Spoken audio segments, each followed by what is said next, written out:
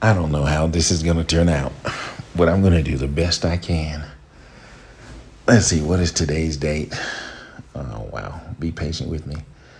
Michael Jordan, the 23rd of March. And this is at 7:54 p.m. I am already in the bed. I had a long day today. I walked 5 miles and I had no idea how my day would end up. But it took a turn and there's no way I could see what happened actually, how my day actually ended up. But it was incredible. And it led me to this very moment.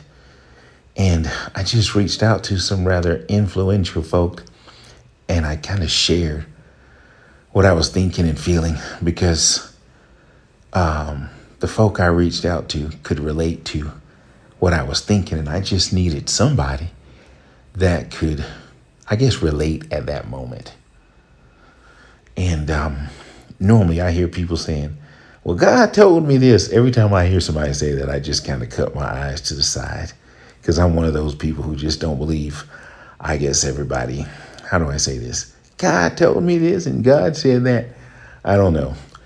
But guess whose turn it is? Well, God told me something today, and maybe somebody's eyes are rolling, but they'll stop rolling when actually God tell you something. So maybe I was just hating and didn't know it. But anyway, I was thinking about something that I think is what would be called a rhema or a revelation. And it has to do with the fruits of the Spirit, as well as deposits and withdrawals.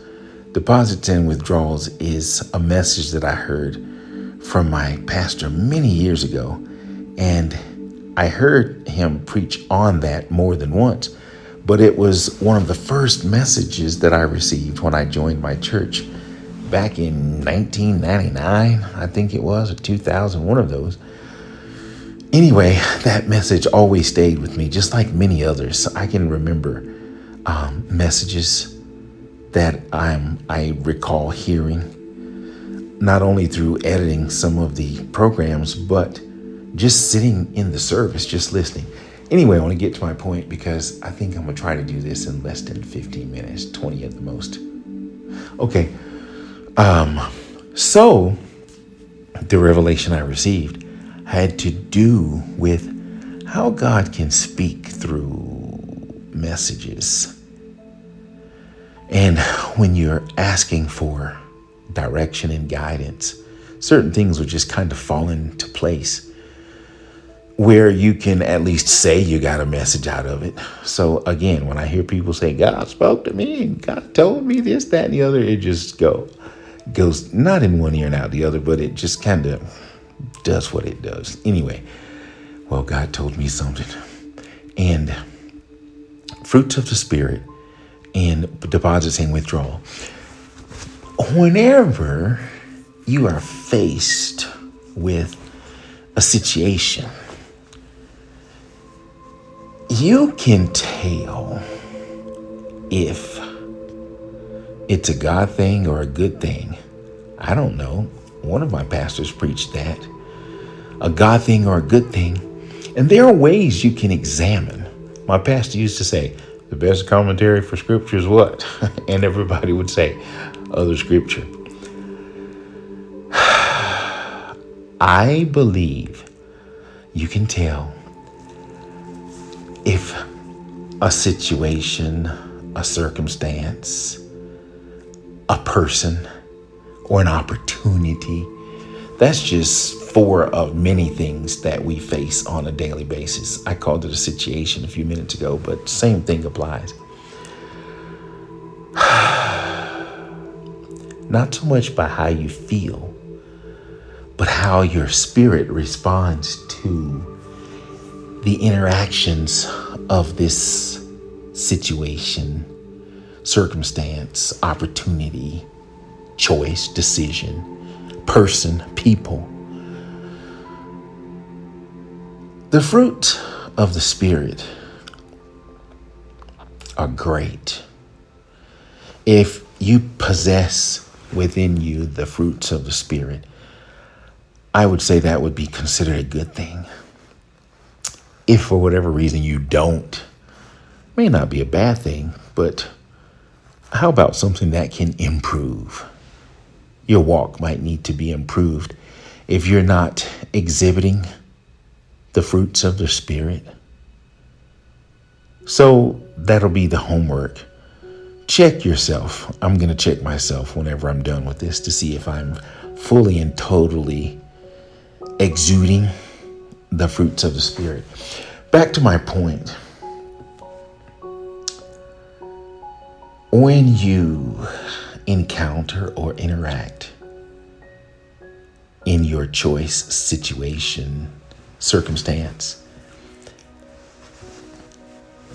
your energy will tell you if it's a good thing or a God thing.